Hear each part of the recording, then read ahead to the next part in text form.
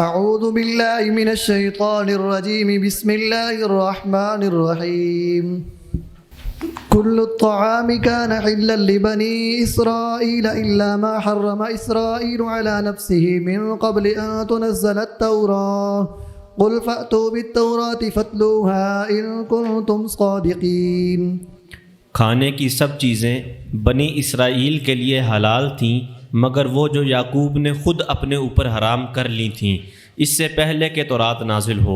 فرما دیجئے لاؤ تورات اور اسے پڑھو اگر تم سچے ہو۔ بسم اللہ الرحمن الرحیم۔ حضرت یعقوب علیہ السلام نے اپنے اوپر ایک منت مان کر کچھ چیزیں وقتی طور پہ حرام کی تھیں اور اپنے طرف سے اللہ کی بارگاہ میں عرض کیا تھا کہ اے اللہ میں اگر شفا پا گیا لئن شفاہ اللہ تعالی من سقمہ لیحربن احب الشراب الیہ، اپنے سب سے زیادہ پسندیدہ چیز کو پینے والی کو، واحب الطعام الیہ، سب سے زیادہ پسندیدہ کھانے کو میں اپنے اوپر حرام قرار دے دوں گا۔ وکان احب الطعام الیہ لحمان الابل، آپ کو سب سے زیادہ پسند اونٹ کا گوشت تھا۔ واحب الشراب الیہ البانھا، اور سب سے زیادہ پسندیدہ مشروب اونٹوں کا دودھ تھا، انہوں نے حرام کر دیا اپنے اوپر۔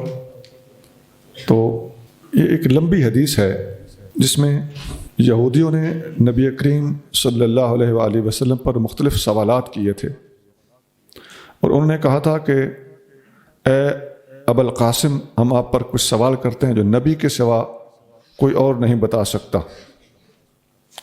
آپ علیہ السلام نے فرمایا ٹھیک ہے سوال کرو، لیکن میں بھی تمہیں قسم دے کر کہتا ہوں کہ اگر میں نے جواب صحیح دے دیے تو مان جاؤ گے؟ تو کہنے لگی کہ یہ آپ کا حق ہے۔ یہودی لوگ کہنے لگے آپ کا حق ہے، ہم انشاءاللہ آپ کو مان جائیں گے۔ آپ نے فرمایا فَاسْأَلُونِي عَمَّا شِئْتُمْ، جو چاہو سوال کر سکتے ہو۔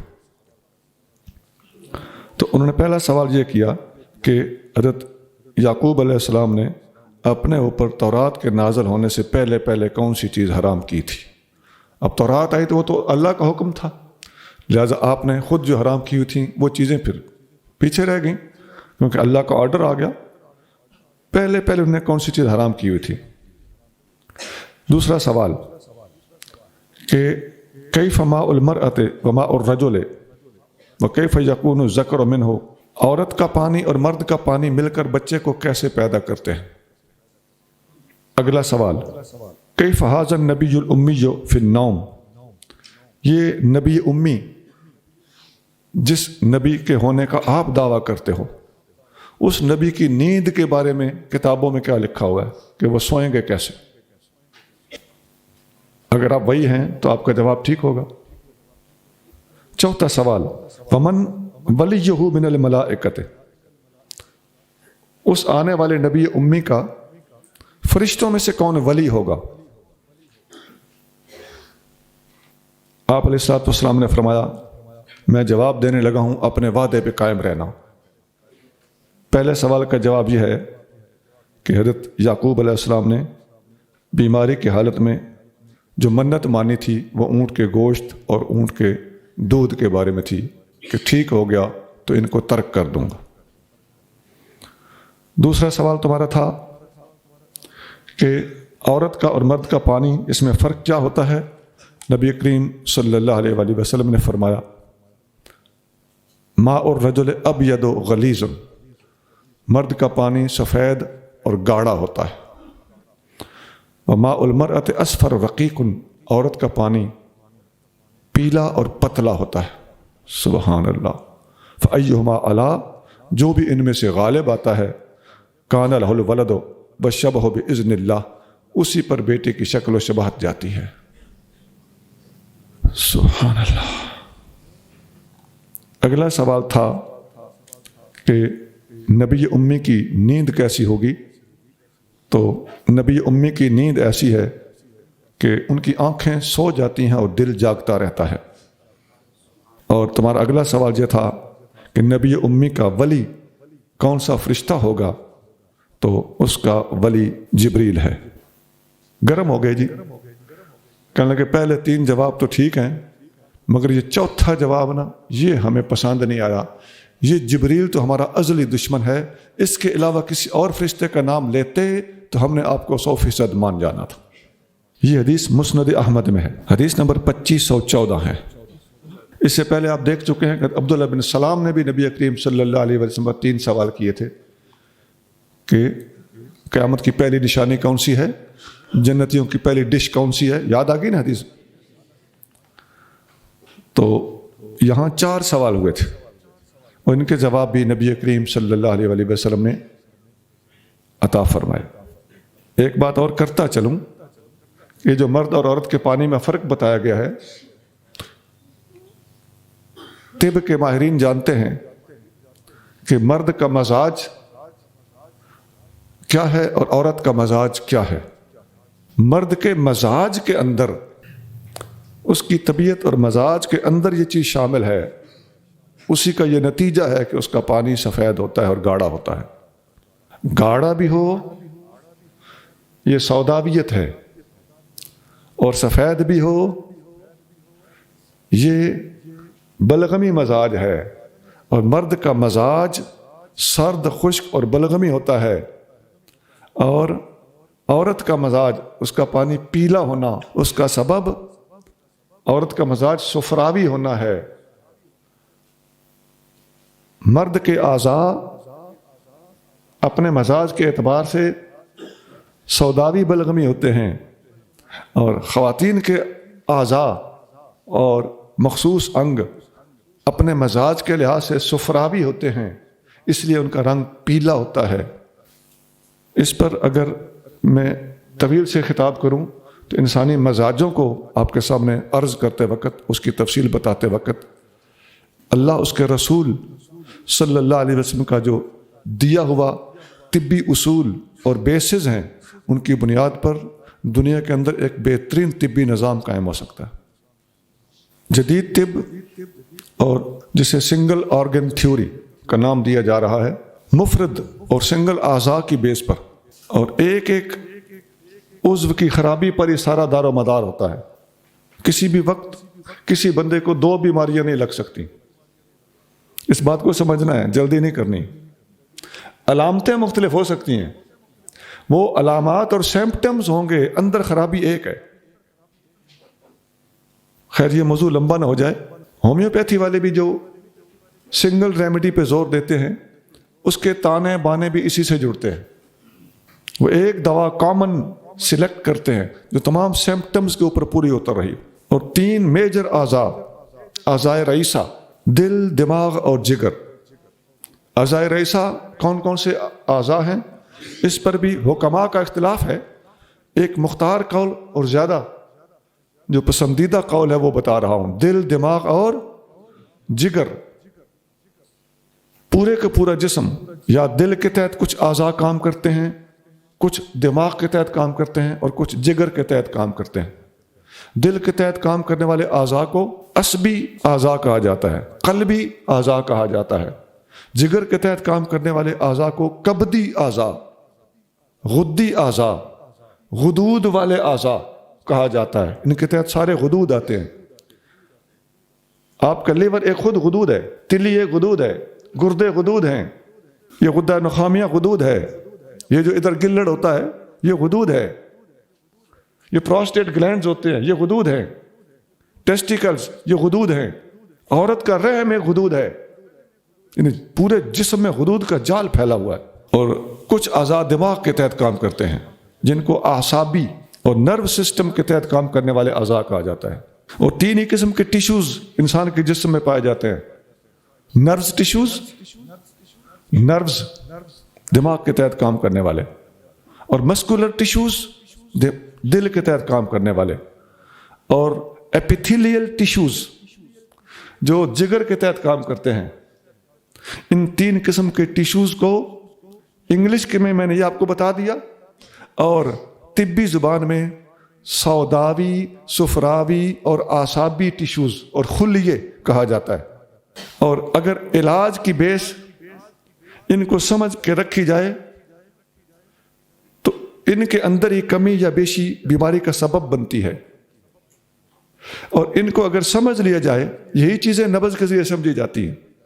تو جس طرح ہماری طبی زبان میں سودا، صفرا اور بلغم، ان کا تعلق دل، جگر اور دماغ بالترتیب، اسی طرح ایلوپیتھی میں مسکولر ٹیشوز، ایپیتھیلیل ٹیشوز اور نروز ٹیشوز، اور علاج کرتے وقت ایسڈ، سالٹ اور الکلی، بس یہ وہ ساری تھیوریاں ہیں طبی، ہومیوپیتھی کی اور ایلوپیتھی کی۔ اگر ان کو سمجھ لیا جائے تو انسان اچھا میڈیکل اسپیشلسٹ بن سکتا ہے۔ یہ میڈیکل اسپیشلسٹ کا لیبل لگا کے ضرورت اتنی نہیں ہوتی کہ ہم لکھ دیں کہ مریض کو ہے کیا، ڈسکرپشن چٹ کے متھے پہ ضرورت والا ڈاکٹر لکھ دے گا کہ اس کو کیا ہے، آئی فاؤنڈ آؤٹ، میں نے ڈھونڈ دیا اس کو کیا ہے۔ لیکن پرابلم یہی ہوتی ہے کہ باریکیوں کا پتہ نہیں ہوتا۔ ہاں اچھے ڈاکٹر بھی ہیں، وہ ایک الگ بات ہے، ماہر بھی ہوتے ہیں، اور جس طرح ہر میدان میں اچھے ماہر ہوتے ہیں، کمزور لوگ ہوتے ہیں، نالائق بھی ہوتے ہیں، یہی چیز ہے ہمارے مذہبی لوگوں میں بھی ایسا ہی ہے، ہر عالم ایک جیسا نہیں ہوتا، ہر فیلڈ میں ماہرین بھی ہوتے ہیں، کچے لوگ بھی ہوتے ہیں، پکے لوگ بھی ہوتے ہیں، بونگیاں مارنے والے بھی ہوتے ہیں۔ یہ میں نے آقا صلی اللہ علیہ وسلم کی اس حدیث کے پیش نظر تھوڑا سا آپ کو نقشہ پیش کیا ہے، ورنہ اس کی ڈیٹیل بہت زیادہ ہے۔ فمن افترى على الله الكذب من بعد ذلك فأولئك هم الظالمون۔ پھر جو کوئی اس کے بعد اللہ پر جھوٹ کا بہتان باندھے تو وہی لوگ ظالم ہیں۔ اللہ پر جھوٹ باندھنے والے کہ اللہ نے یہ کہا نہیں اور یہ کہہ رہا ہو، اللہ نے کہا ہے، اللہ کا یہ مطلب نہیں اور یہ کہہ رہا ہے اس کا یہ مطلب ہے، لفظی غلطی اور مطلب اور مفہوم کو سمجھنے اور سمجھانے میں غلطی۔ تو فرمایا یہی لوگ جو جان بوجھ کر ایسی غلطی کریں گے وہی ظالم ہیں۔ آگے جی، قل صدق اللہ فاتبعوا ملة ابراہیم حنیفا وما کان من المشرکین۔ اے محبوب آپ فرمائیں کہ اللہ نے سچ فرمایا، پس تم پیروی کرو دین ابراہیم کی جو ہر باطل کو چھوڑ کر حق کی طرف مائل ہونے والے تھے اور وہ مشرکین میں سے نہ تھے۔ جی، ملت ابراہیمی کی پیروی کرو اور وہ مشرکوں میں سے نہیں تھے، یہ بات پہلے گزر چکی ہے۔ آگے چلیے۔ ان اول بیت وضع للناس للذی ببکۃ مبارکا وہدی للعالمین۔ بے شک سب سے پہلا گھر جو لوگوں کے لیے بنایا گیا اللہ کی عبادت کے لیے وہی ہے جو مکہ میں ہے، برکت والا اور موجب ہدایت تمام جہانوں کے لیے۔ مکہ اور بکہ میں کیا فرق ہے؟ مکہ پورا شہر ہے اور بکہ اس زمانے میں مسجد حرام اور اس کے اندرون کو کہا جاتا تھا۔ وہ بیت اللہ کہاں ہے؟ وہ بکہ یعنی مسجد حرام کے اندر ہے۔ وضع للناس، یہ لوگوں کے لیے رکھا گیا ہے۔ تو یہ پہلا گھر اللہ کا گھر ہونے کے اعتبار سے ہے، لوگوں کے گھروں کے اعتبار سے نہیں ہے۔ حدیث میں آتا ہے، حضرت ابو ذر غفاری رضی اللہ تعالیٰ عنہ فرماتے ہیں کہ میں نے عرض کیا یا رسول اللہ ای مسجد وضع فی الارض اول، یا رسول اللہ سب سے پہلے کون سی مسجد دنیا کے اندر کھڑی کی گئی تھی، بنائی گئی تھی؟ آپ نے فرمایا المسجد الحرام، مسجد حرام۔ قلت ثم ایٌ، میں نے عرض کیا حضور پھر کون؟ فرمایا مسجد اقصی۔ میں نے عرض کیا ان دونوں کے درمیان فاصلہ کتنا ہے، یعنی زمانے کے لحاظ سے کتنا عرصہ گزرا کہ مسجد حرام کے بعد مسجد اقصی بنائی گئی؟ قال 40 سنۃ، فرمایا 40 سال۔ ثم اینما ادرکتک الصلاۃ، بعد، اس کے بعد جہاں بھی تمہیں نماز کا وقت مل جائے فصلح، اس کی نماز پڑھ۔ تو فإن الفضل فیہ، تو ان میں سے جہاں بھی نماز پڑھو، مسجد حرام میں پڑھو تو سب سے زیادہ فضیلت اس میں ہے، اور مسجد اقصی میں پڑھو تو اس کے بعد فضیلت اس میں ہے۔ فیہ آیات بینات مقام ابراہیم ومن دخلہ کان آمنا وللہ علی الناس حج البیت من استطاع الیہ سبیلا ومن كفر فإن الله غني عن العالمين۔ اس میں چمکتی نشانیاں ہیں ابراہیم کے کھڑے ہونے کی جگہ، اور جو اس میں داخل ہوا وہ بے خوف ہو گیا، اور اللہ کا حق ہے لوگوں پر اس کے گھر کا حج کرنا جو اس کے راستے کی طاقت رکھتا ہو، اور جس نے کفر کیا تو بے شک اللہ سارے جہانوں سے بے پرواہ ہے۔ جی، واتخذوا من مقام ابراہیم مصلی، اس موضوع پر پہلے تفصیل سے گفتگو ہو چکی ہے، اور جو اس میں داخل ہوا وہ امن والا ہو گیا۔ امن والا ہونا، اس پر بھی گفتگو پہلے ہو چکی ہے کہ نبی کریم صلی اللہ علیہ وآلہ وسلم نے فرمایا کہ مکہ کے اندر یہ چیزیں کرنا حرام ہیں، اور نبی کریم صلی اللہ علیہ وسلم نے مکہ سے بڑھ کر مدینہ کے لیے برکت کی دعا فرمائی، تو گویا مکہ بھی حرم ہے اور مدینہ بھی حرم ہے، اور لوگوں پر اللہ کے لیے اگر طاقت ہو تو اس گھر کا حج کرنا فرض ہے۔ یہ اس پر کچھ گفتگو پہلے ہو چکی ہے، وَأَتِمُّ الْحَجَّ وَالْعُمْرَةَ لِلَّهِ، اس آیت کے تحت۔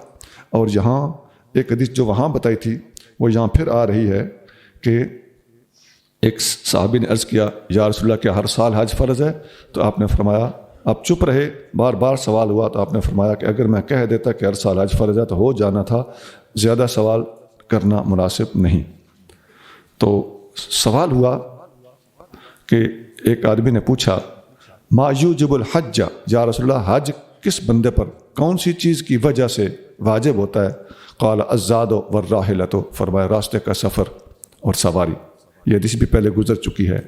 ان علی رضی اللہ تعالی عنہ، سن علی مرتضیٰ رضی اللہ تعالیٰ عنہ فرماتے ہیں کہ رسول اللہ صلی اللہ علیہ وسلم نے فرمایا من ملک زادا وراحلۃ تبلغہ الی بیت اللہ ولم یحج فلا علیہ ان یموت یہودیا او نصرانیا، جس بندے کے پاس حج کرنے کی صلاحیت اور اسباب موجود تھے اس کے باوجود اس نے حج نہ کیا تو وہ مرتا ہے تو مرے، خواہ یہودی ہو کر یا عیسائی ہو کر۔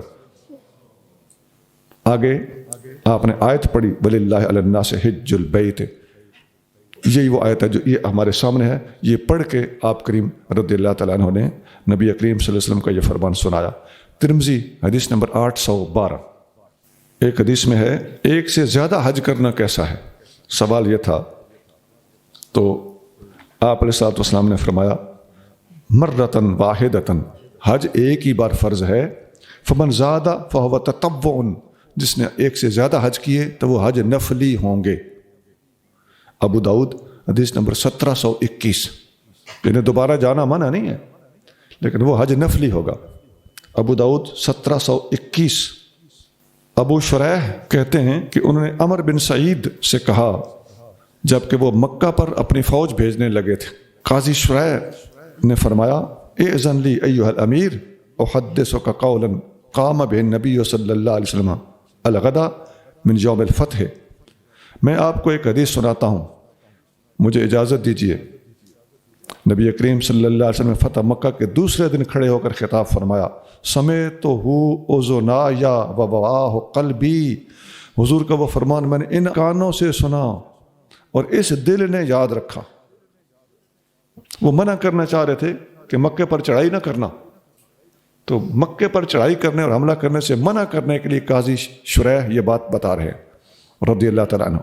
وَأَبْصَرَتْهُ عَيْنَايَ حِينَ تَكَلَّمَ بِهِ، نبی پاک فرما رہے تھے میرے کان سن رہے تھے، میرا دل یاد کر رہا تھا اور میری آنکھیں حضور کا نظارہ کر رہی تھیں، یعنی بات پکی کرنے کے لیے ان کو سمجھانے کا یہ انداز تھا۔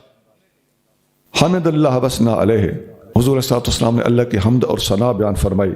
ثم قال، پھر خطاب کرتے ہوئے ارشاد فرمایا ان مکہ حرمھا اللہ ولم یحرمھا الناس، اللہ نے مکہ کو حرمت دی ہے مگر لوگوں نے اس کی حرمت کو قائم نہیں رکھا۔ فلا یحل لامرئ یؤمن باللہ والیوم الآخر ان یسفک بہا دما، کسی اس بندے کو زیب نہیں دیتا جو اللہ و آخرت پر ایمان رکھتا ہو کہ اس شہر کے اندر خون بہائے۔ ولا یعضد بہا شجرۃ، اور اس میں درخت بھی نہیں کاٹنا چاہیے۔ ان احد ترخص لقتال رسول اللہ صلی اللہ علیہ وسلم فیہا، اگر کوئی بندہ یہ بہانہ بنائے کہ رسول اللہ صلی اللہ علیہ وسلم نے فتح مکہ کے دن اس کے اندر جنگ فرمائی تھی، تو فقولوا، لوگوں اسے جواب دینا ان اللہ قد اذن لرسولہ ولم یأذن لکم، اللہ نے تھوڑی دیر کے لیے اپنے رسول کو اجازت دی تھی اور تمہیں اس کی اجازت بعد میں نہیں ہے۔ فإنما أذن لي فيها ساعة من نهار، دن کی کچھ گھڑیاں یا تھوڑی دیر مجھے ایک وقتی کاروائی کی اجازت ملی تھی. ثم عادت حرمتها اليوم کا حرمتها بالامس، پھر اس کی حرمت اسی طرح واپس آ گئی جس طرح کل قائم دائم تھی. وَلْيُبَلِّغِ الشَّاهِدُ الْغَائِبَ، جو یہاں آئے ہوئے ہیں وہ ان تک میرا یہ پیغام پہنچا دیں جو آج یہاں نہیں آئے. تو قاضی شریح نے کہا اے عمرو بن سعید، میں ان لوگوں میں شامل تھا، میں حضور کا پیغام تم تک پہنچا رہا ہوں. پھر عمر نے کیا جواب دیا؟ اب باتیں تو پھر ہوتی ہیں نا جی. جواب یہ تھا انا اعلم منک یا ابا شریح، اے ابو شریح میں یہ حدیث آپ سے زیادہ جانتا ہوں. کیا؟ لا یعیز عاصیا ولا فارا بدم ولا فارا بخربت، جنگ کرنا واقعی حرم میں منع ہے، لیکن اگر کوئی مجرم ادھر آ کے چھپ جائے یا کوئی قاتل آ کے یہاں پناہ لے لے اور بہانہ حرم کا بنا لے، یا جنگ اور خرابی کر کے یا خرابی کرنے کی نیت سے جہاں آ کے چھپ جائے اور اندر بیٹھ کر ہم پہ حملے کرے، تو ایسے بندوں کے خلاف کارروائی کرنے کی اجازت ہے. اب علمی مسئلہ ہو گیا نہیں. تو بخاری حدیث نمبر 104. مسجد حرام کی ایک فضیلت ہے، اس پر ایک حدیث بتا دیتا ہوں. ان ابی ہریرہ رضی اللہ عنہ ان النبی صلی اللہ علیہ وسلم قال صلاۃ فی مسجد ھذا خیر من الف صلاۃ فیما سواہ الا المسجد الحرام. فرمایا میری مسجد یعنی مسجد نبوی میں دوسری مسجدوں کی نسبت نماز پڑھنا 1000 گنا زیادہ اجر کا سبب ہے سوائے مسجد حرام کے. یہ حدیث بخاری شریف میں ہے، حدیث نمبر 1190.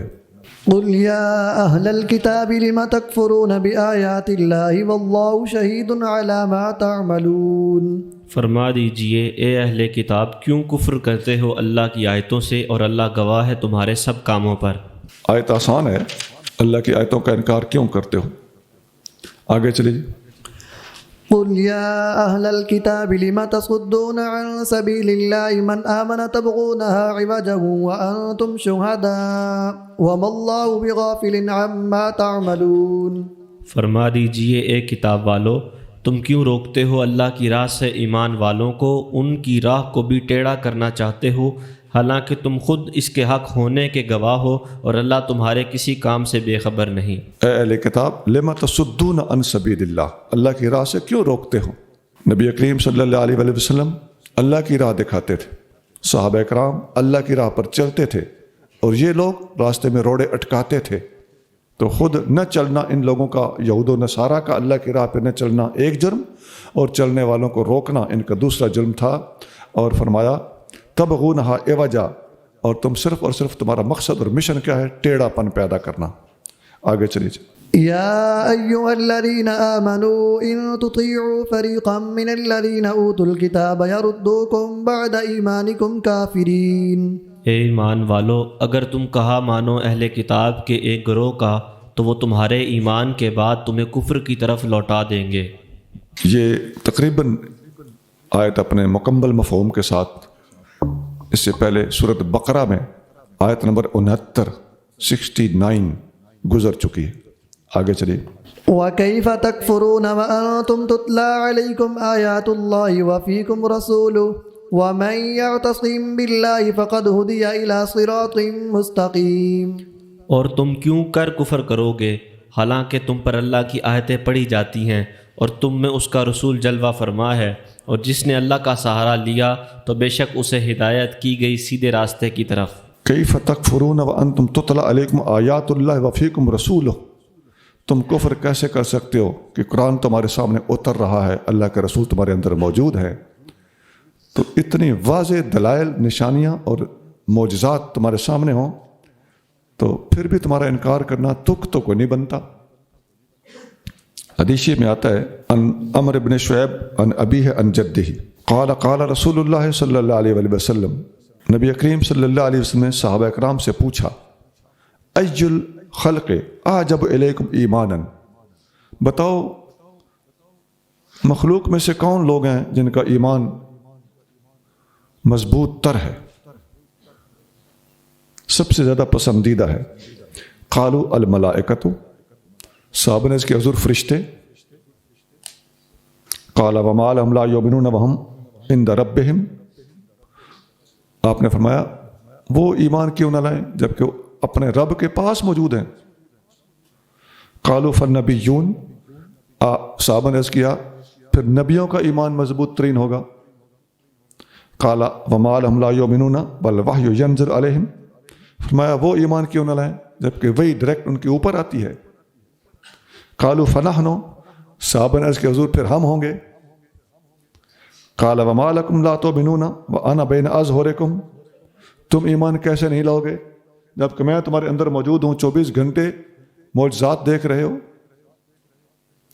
قال فقال رسول اللہ صلی اللہ علیہ وسلم، تو راوی کہتے ہیں کہ نبی کریم رؤوف الرحیم صلی اللہ علیہ وسلم نے فرمایا ان اعجب الخلق الی ایمانا، سب سے زیادہ پسندیدہ لوگ جو میں بتاتا ہوں وہ یہ ہیں، لقوم یکونون بعدکم، وہ لوگ ہوں گے جو تمہارے بعد دنیا میں آئیں گے، یجدون صحفا فیہا کتاب یؤمنون بما فیہا، صرف اور صرف ان کے پاس کتاب پہنچے گی جسے دیکھ کر ایمان لے آئیں گے۔ نہ اللہ کو دیکھا ہوگا، نہ اللہ کے رسول کو دیکھا ہوگا، نہ معجزات کو اپنی آنکھوں سے دیکھا ہوگا، صرف کتاب جائے گی اور ایمان لے آئیں گے۔ حدیث دلائل النبوہ للبیہقی، حدیث نمبر 2966، حدیث صحیح ہے۔ يا أيها الذين آمنوا اتقوا الله حق تقاته ولا تموتن إلا وأنتم مسلمون، اے ایمان والو اللہ سے ڈرو جیسا اس سے ڈرنے کا حق ہے، اور تمہیں ہرگز موت نہ آئے مگر مسلمان ہونے کی حالت میں۔ اللہ سے ڈرو جیسا اس سے ڈرنے کا حق ہے، اس کی تلاوت باقی ہے، پڑھنے پر اجر ملے گا، قرآن کی آیت ہے، قرآن میں موجود ہے، اس میں کوئی شک نہیں، لیکن آپ پہلے پڑھ کے آئے ہیں ناسخ اور منسوخ کی بحث میں کہ اس آیت کو سورۃ تغابن کی آیت نمبر 16 کے ذریعے منسوخ کیا جا چکا ہے۔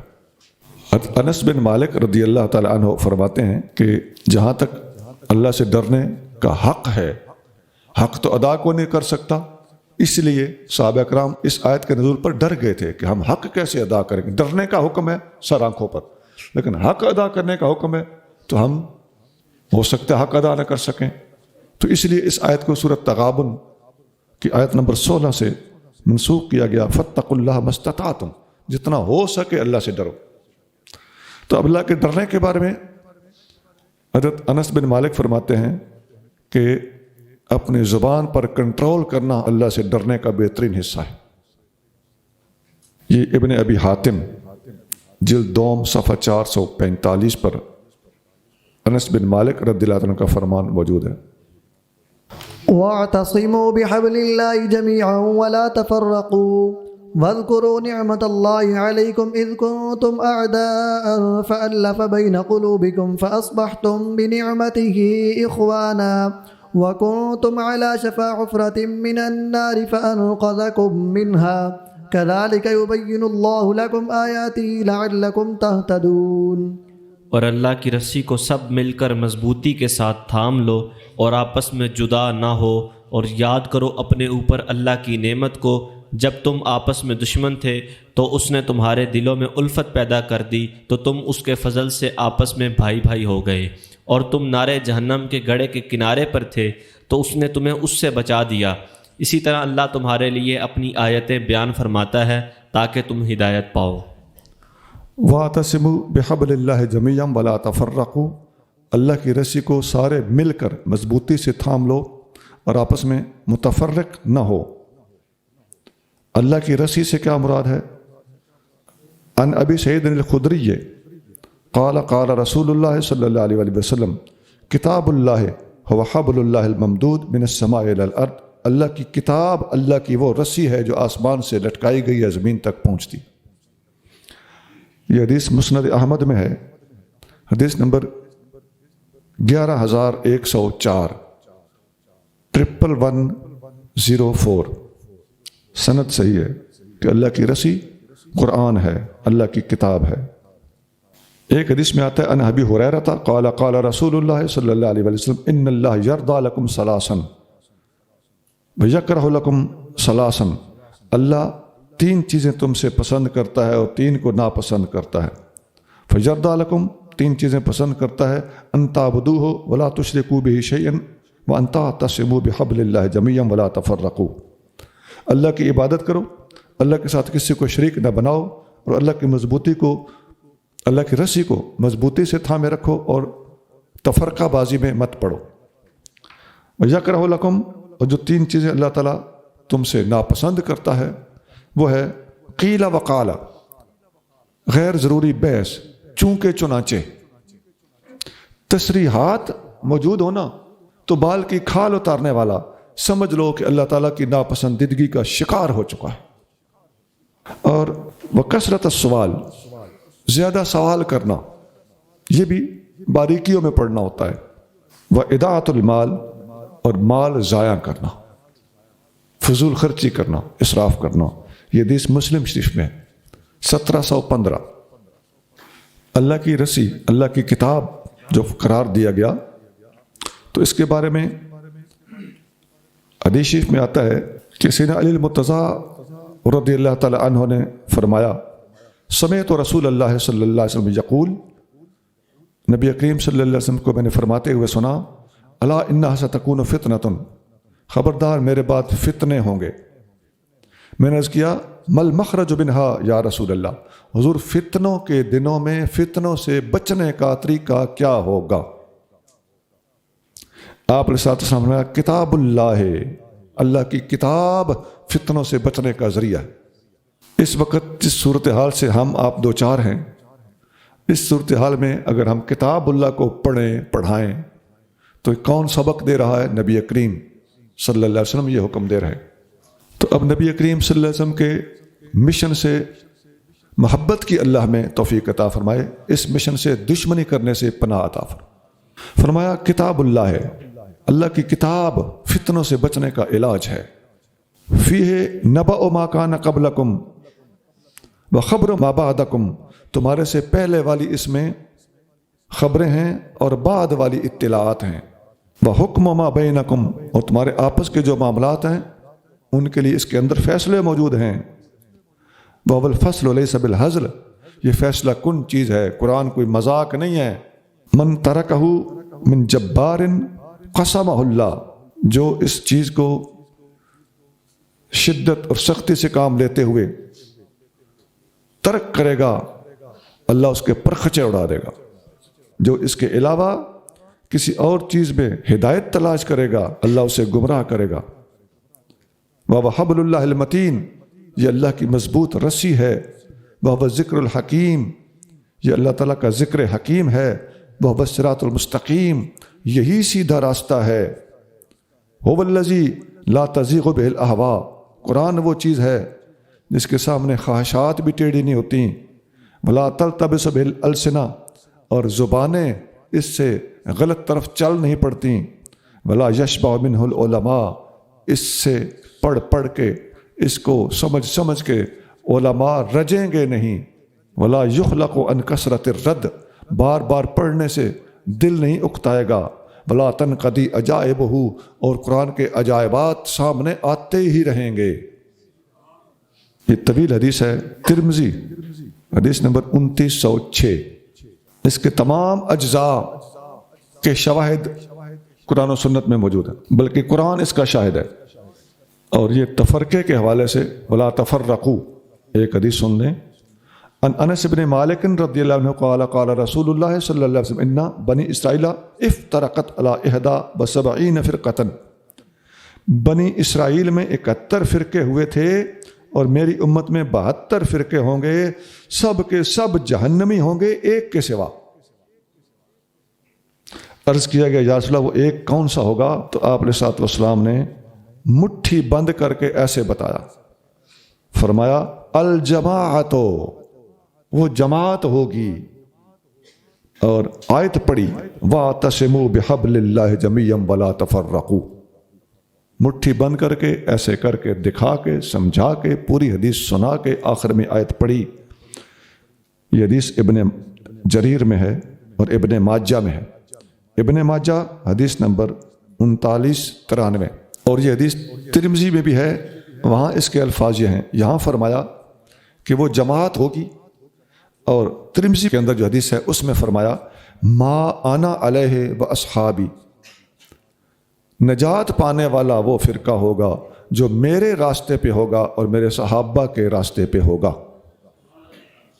ما انا علیہ، اس پر میں ہوں، سنت، و اصحابی، اور میرے صحابہ ہیں، جماعت. تو ما انا علیہ و اصحابی کے اندر اہل سنت و جماعت کا مکمل نام پوشیدہ ہے. ترمذی میں یہ حدیث ہے، حدیث نمبر 2641، 2641. حضرت عبداللہ بن مسعود رضی اللہ تعالیٰ عنہ بھی فرماتے ہیں کہ اس آیت میں وَاعْتَصِمُوا بِحَبْلِ اللَّهِ جَمِيعًا سے مراد جماعت ہے. تو مسلمانوں کو اکٹھا رکھنا جماعت و جمعیت ہے، اور یہ اس آیت کے اندر بیان کیا گیا. چند حدیثیں اور جلدی میں سنا دیتا ہوں. نبی کریم صلی اللہ علیہ وآلہ وسلم اپنے بعد ہماری باغ ڈور کس کے حوالے کر گئے؟ امام غزالی کی ایک لمبی ڈیبیٹ ہے، اس میں فرماتے ہیں کہ حضور علیہ السلام اس وقت بھی قبر انور میں زندہ ہے، لیکن دنیا کے اندر ظاہری طور پر جو ہمیں رہنمائی دے کر آقا صلی اللہ علیہ وآلہ وسلم اپنی ذمہ داری مکمل کر کے تشریف لے گئے، کسی قسم کی کمی رکھنا چھوڑا ہی کوئی نہیں. تو اس میں پہلی حدیث ہے کہ میں تم میں اللہ کی کتاب اور اپنی سنت چھوڑ کے جا رہا ہوں. ترکت فیکم الامرین کتاب اللہ و سنت نبیہ. یہ حدیث موطا امام مالک میں ہے، کتاب القدر ہے، اور قدری فرقے سے بچنے کا حکم یہ باب ہے. اس میں موطا امام مالک میں حدیث نمبر 3 ہے کہ میں تم میں 2 چیزیں چھوڑ کے جا رہا ہوں، اللہ کی کتاب اور نبی کی سنت. دوسری حدیث فرمایا میں تم میں 2 بھاری چیزیں چھوڑ کے جا رہا ہوں. ترکت فیکم الثقلین. یہ ذرا طویل حدیث ہے، میں پہلے بھی طویل تھی، شارٹ کر دی، یہاں بھی شارٹ کرتا ہوں. کتاب اللہ و اہل بیتی، نمبر 1 کتاب ہے اور دوسرے میرے اہل بیت ہیں. یہ مسلم شریف حدیث نمبر 6225، 6225. اب گنتے جائیے کتنی چیزیں ہو گئیں؟ اللہ کی کتاب، نبی کی سنت اور اہل بیت. تیسرے نمبر پہ فرمایا اقتدوا باللذین من بعدی ابی بکر و عمر. میرے بعد ان 2 کی پیروی کرنا، ایک ابو بکر ہے، دوسرا عمر. یا کہا کہ فوراً بعد، من بعدی. اس حدیث کو میں دوسرے نمبر پر بھی رکھتا تو بھی ٹھیک تھا. یہ حدیث ترمذی میں ہے، حدیث نمبر 3662، اور کتابوں میں بھی ہے، ایک حوالہ دے رہا ہوں. اب کتنے ہو گئے جی؟ قرآن، حدیث، آل بیت، ابو بکر و عمر. اگلی حدیث ہے فعلیکم بسنتی وسنت الخلفاء الراشدین المہدیین. میرے بعد فتنے ہوں گے، ان فتنوں سے بچنے کا طریقہ یہ ہے کہ میری سنت پہ چلنا اور میرے خلفاء راشدین کی سنت پہ چلنا. اب 4 خلفاء راشدین شامل ہو گئے. یہ حدیث ابو داؤد میں ہے، ابو داؤد حدیث نمبر 4607، 4607. اگلی حدیث سنیے، فرمایا اصحابی بمنزلۃ النجوم فی السماء. میرے صحابہ ایسے ہیں جیسے آسمان کے ستارے ہوں. اب یہ ایک نہیں، سارے صحابہ. اب بات اور پھیل گئی. فَأَيُّمَا أَخَذْتُمْ بِهِ اهْتَدَيْتُمْ. میرے جس صحابی سے بھی تم دین حاصل کرو گے تمہیں ہدایت مل جائے گی. یہ امام بہقی نے المدخل کے اندر حدیث بیان کی ہے، 3 جگہ پر حدیث موجود ہے. 1247 المدخل امام بہقی، 1247، 1248، 1249، 7 تینوں حدیثیں. اور وہ جو ہے نا اصحابی کا نجوم فبأیہم اقتدیتم اہتدیتم، وہ بھی مفہوماً ٹھیک ہے، لیکن اس کی بجائے میں نے یہ لکھا ہی. اسی طرح اور بے شمار حدیثیں ہیں جی. میرے اہل بیت کی مثال کشتی نوح کی طرح ہے، جو اس میں سوار ہو گیا نجات پا گیا. مثل اہل بیت کسفینۃ نوح من راکبہا نجا. مسند احمد وغیرہ میں حدیث ہے. لیکن چونکہ اہل بیت اطہار کے بارے میں سر فہرست حدیث بیان کر کے آ رہا ہوں، تو یہ ساری حدیثیں آپ کے سامنے ایک ہی پیج پہ رکھ دی گئی. اب گمراہی اس وقت ہوتی ہے جب کوئی ایک حدیث کو پکڑ لیتا ہے باقیوں کو چھوڑ دیتا ہے, دوسری کو پکڑ لیتا ہے باقیوں کو چھوڑ دیتا ہے, تیسری کو پکڑ لیتا ہے باقیوں کو چھوڑ دیتا ہے. نبی پاک علیہ الصلوۃ والسلام کا مخلص غلام وہ ہے جو ساری باتوں کو سامنے رکھ کے نبی پاک کی امت کو صحیح پکچر فراہم کرے. اب اتنی شفاف گفتگو کے باوجود جب آپ یہ حدیثیں پیش کریں تو آپ کو ابھی بھی کوئی بندہ بال کی کھال اتار کے کہیں نہ کہیں کسی طریقے سے اڑنگ بڑنگ کر کے پھانسنے کی کوشش کرے تو سمجھ جاؤ کہ اس بندے کو دراصل اسلام سے اختلاف ہے, اور یہ نبی پاک علیہ الصلوۃ والسلام کے منشا کے عین برعکس امت کے اندر کوئی نہ کوئی شرارت چلانا چاہتا ہے. یہ قیل وقال والا بندہ ہے. جس قیل وقال کی ابھی میں نے آپ کو بتایا کہ حضور صلی اللہ علیہ وسلم نے منع فرمایا, اور وہ قیل وقال سے منع کیا گیا جس حدیث میں, وہ ہے مسلم شریف میں حدیث 1715, اور اس حدیث میں یہی الفاظ ہیں کہ اللہ کی رسی کو مضبوطی سے تھامے رکھو اور اس کے برعکس قیل وقال سے بچو.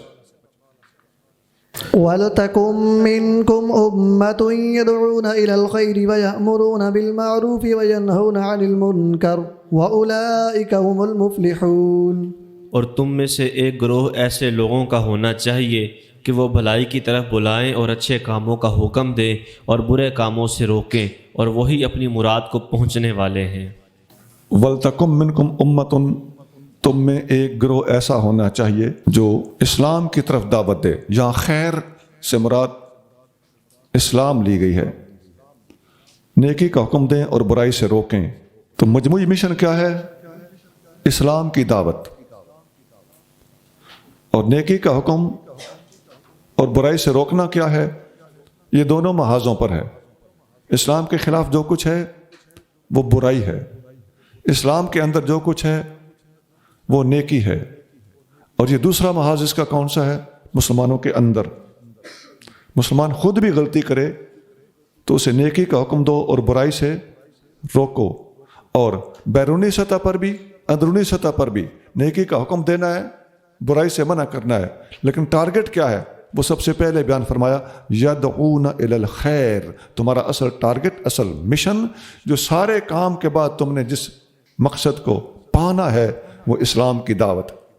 اس آیت کے اندر الفاظ کی یہ ترتیب ہمیں بتا رہی ہے کہ ہمیں پوری دنیا کے حالات پر نظر رکھ کے اپنی حکمت عملی اور پالیسی وضع کرنی چاہیے. اس کے بارے میں حدیث میں آتا ہے, ان عبداللہ ابن عمر رضی اللہ عنہ قال قال رسول اللہ صلی اللہ علیہ وسلم الا کلکم راع وکلکم مسئول عن رعیتہ. تم میں سے ہر ایک کی رعایا ہے, اور تم میں سے ہر ایک بندے سے اس کی رعایا, اس کی پبلک, اس کے ماتحت ان کے بارے میں پوچھا جائے گا. اچھا, والمرأة راعیة علی اہل بیت زوجها وولدہ وہی مسئولۃ عنہم. عورت اس کے خامد کے گھر اور اس کی اولاد کی نگران ہے, اس عورت سے ان کے بارے میں پوچھا جائے گا. فعبد الرجل راع علی مال سیدہ وهو مسئول عنہ. کسی آدمی کا خادم اور غلام اپنے مالک آقا کے گھر کا اور اس کے مال جانور وغیرہ کا اور کھیتی باڑی کا وہ ذمہ دار ہے, اس سے ان کے بارے میں جو کام اس کے ذمہ لگایا گیا تھا پوچھا جائے گا. الا فکلکم راع وکلکم مسئول عن رعیتہ. خبردار, تم میں سے ہر ایک کی رعایا ہے, ہر ایک ذمہ دار ہے, ہر بندے کو اس کی ذمہ داری کے بارے میں پوچھا جائے گا. تو آقا صلی اللہ علیہ وسلم نے اپنے تبلیغی حکمت عملی وضع کرنے میں حد کر دی کہ ہر بندے کو ذمہ دار بنا دیا کہ تم میں سے ہر ایک سے ہر ڈیوٹی کے بارے میں پوچھا جائے گا کہ تمہارے ذمے کیا تھا. یہ حدیث بخاری شریف میں ہے, حدیث نمبر 2459. بخاری شریف میں یہ حدیث 7 بار آئی ہے, اور ابو داؤد شریف میں بھی ہے. ایک حدیث میں ہے, حضرت ابو سعید خدری رضی اللہ تعالیٰ عنہ فرماتے ہیں سمعت رسول اللہ صلی اللہ علیہ وسلم یقول من رآ منکم منکرا فلیغیرہ بیدہ. جب تم میں سے کوئی بندہ کسی غلطی کو دیکھے, برائی کو دیکھے, تو اسے اپنے ہاتھ سے روکے. فإن لم یستطع فبلسانہ. اگر ہاتھ سے نہ روک سکتا ہو تو زبان سے روکے. فإن لم یستطع فبقلبہ. اگر زبان سے بھی نہ روک سکتا ہو تو کم از کم دل میں برا جانے. ذالک اضعف الایمان، یہ کمزور ترین ایمان ہے. مسلم حدیث نمبر 49. علماء نے وضاحت کی ہے کہ ہاتھ سے روکنا حکومت کا کام ہے، زبان سے روکنا علماء کا کام ہے، اور دل میں برا جاننا عوام کی ڈیوٹی ہے.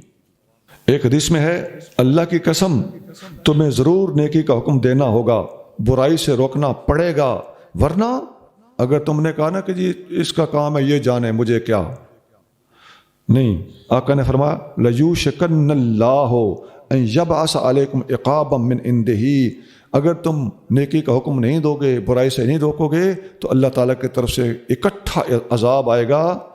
پھر ثُمَّ لَتَدْعُنَّهُ فَلَا يَسْتَجِيبُ لَكُمْ، پھر تم اللہ تعالیٰ سے دعائیں مانگتے رہو گے، لیکن یہ نیکی کا حکم نہ دینے کی نحوست ہوگی اور برائی سے نہ روکنے کی نحوست ہوگی کہ تمہاری پھر دعائیں بھی قبول نہیں ہوگی.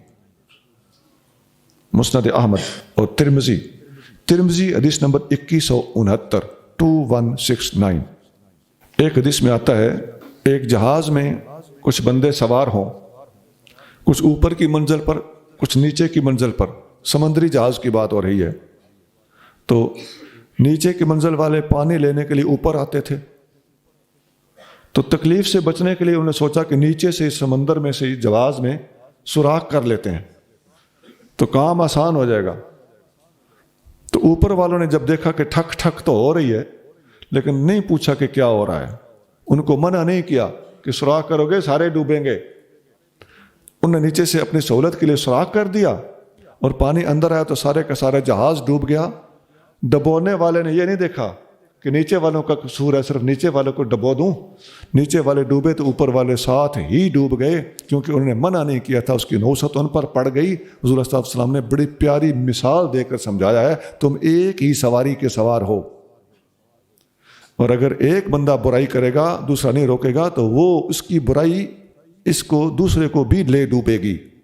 یہ حدیث بخاری شریف میں 2686 ولا تكونوا كالذين تفرقوا واختلفوا من بعد ما جاءهم البينات وأولئك لهم عذاب عظيم. اور تم ان لوگوں کی طرح نہ ہو جاؤ جو متفرق ہو گئے اور انہوں نے اختلاف کیا اس کے بعد کہ ان کے پاس روشن دلیلیں آ چکیں، اور وہی لوگ ہیں جنہیں بڑا عذاب ہے.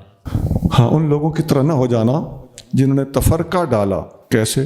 واختلفوا من بعد ما جاءهم البینات، واضح الفاظ اور واضح آیات کے ہوتے ہوئے اختلاف کرتے تھے. تو اختلاف سے بچنے کا طریقہ کیا ہے؟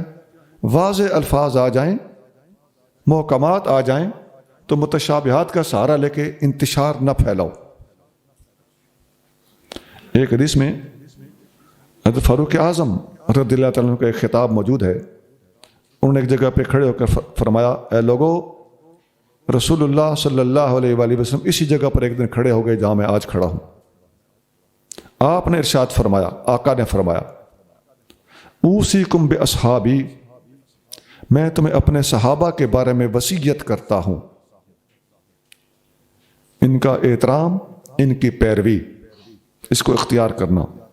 ثم الذین یلونہم، پھر میرے صحابہ کے بعد والے لوگ، ثم الذین یلونہم، پھر ان کے بعد والے لوگ، یعنی صحابہ، تابعین اور تبع تابعین.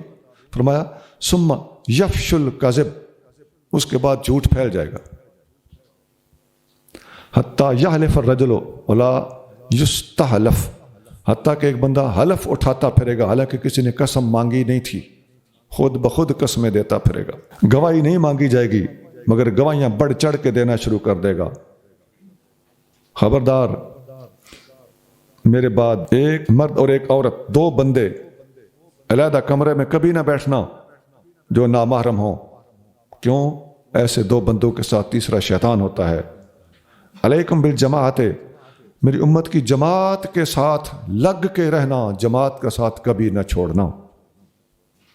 وَإِيَّاكُمْ وَالْفُرْقَةَ، اور تفرقہ بازی سے بچنا. فَإِنَّ الشَّيْطَانَ مَعَ الْوَاحِدِ، شیطان اکیلے بندے کے ساتھ ہوتا ہے. یہ لمبی حدیث ہے جی. بہرحال اس کا خلاصہ یہ ہے کہ جو بندہ جنت کے اندر جانا چاہتا ہے فَلْيَلْزَمْ الْجَمَاعَةَ، اس بندے کو چاہیے کہ وہ جماعت کے ساتھ لگ کے رہے، جماعت کا ساتھ دے، اور جو بندہ اپنی نیکی پر خوش ہوتا ہو اور گناہوں پر شرمندہ ہوتا ہو وہ صحیح معنی میں مومن ہے۔ ترمذی 2165 سبحان ربک رب العزت عما یصفون وسلام علی المرسلین والحمد للہ رب العالمین۔